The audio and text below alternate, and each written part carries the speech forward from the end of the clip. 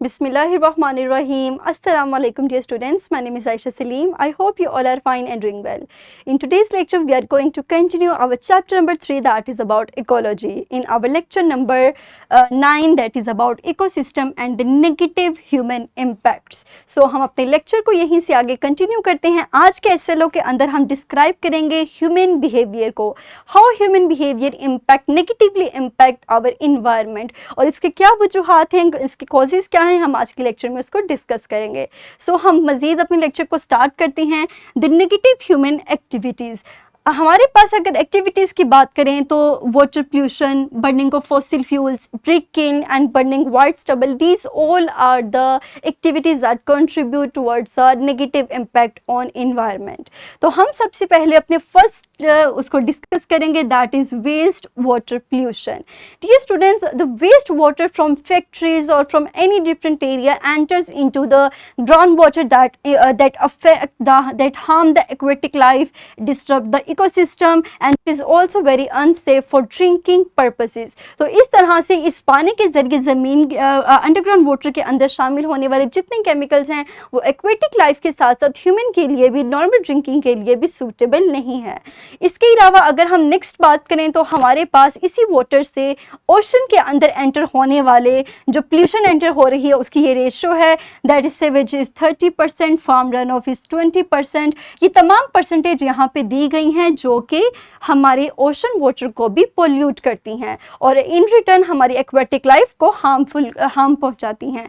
अगर हम burning of fossil fuels की बात करें तो याद रखिए कि फॉसिल फ्यूल्स की बर्निंग की वजह से हमारे इन्वायरमेंट के अंदर ऐसी गैसेस शामिल होती हैं that are known as greenhouse gases that in turn increases the global warming, जो कि ग्लोबली हमारे टेम्परेचर को इंक्रीज करती है और रिजल्टेंटली हमारे पास environmental changes, abrupt environmental changes आते हैं. आइस कैप्स मेल्ट हो जाती हैं और इसके अलावा क्लाइमेटिक चेंजेस आते हैं.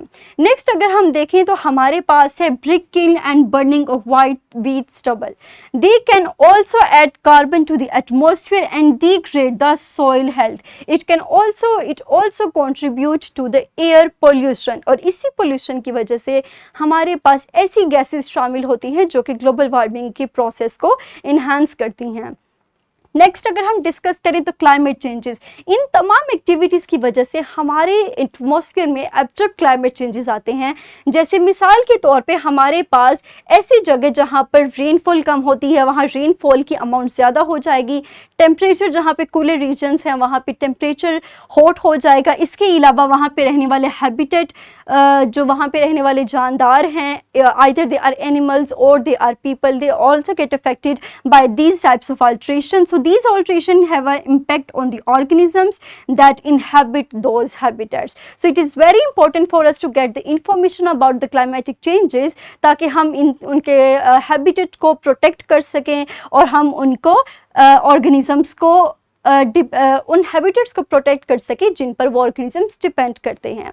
नेक्स्ट ईयर स्टूडेंट्स हमारे पास आती हैं वर्कशीट्स. हम जब अपने नॉलेज को अप्लाई करते हुए जिन वर्कशीट्स को सॉल्व करेंगे इसका लिंक आपको इसी वीडियो के डिस्क्रिप्शन में अवेलेबल होगा. आप इजीली वहां से क्लिक करके उस लिंक को ओपन कर सकते हैं और इन वर्कशीट्स को सॉल्व कर सकते हैं.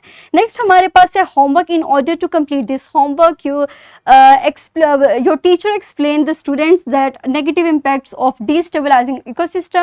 आप इस होमवर्क को कंप्लीट करने के लिए ग्रुप्स में भी डिवाइड हो सकते हैं और इंडिविजुअली भी कर सकते हैं एंड देन ग्रुप्स में डिवाइड हो and then ask each group to research a certain environmental disaster. वो कोई भी इन्वायरमेंटल डिजास्टर हो सकता है, सुनामी हो सकता है, फ्लड्स हो सकते हैं, वोल्केनिक एरप्शंस हो सकते हैं या फिर डिफरेंट इकोलॉजिकल डिजास्टर्स हो सकते हैं including forest fire, oil leaks in the ocean, nuclear bombing and then provide ideas to counter these disasters. That is your homework. आप इसको ग्रुप की फॉर्म में कंप्लीट कीजिएगा. मुझे उम्मीद है कि आप इस होमवर्क को इजीली कंप्लीट कर लेंगे.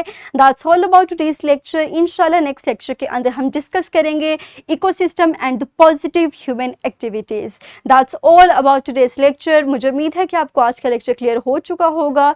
सो डियर स्टूडेंट्स, हम अपनी लेसन को यहीं से कंटिन्यू करेंगे अगले लेक्चर में. तब तक के लिए अपना ख्याल रखिएगा. Thank you very much and अल्लाह हाफिज़.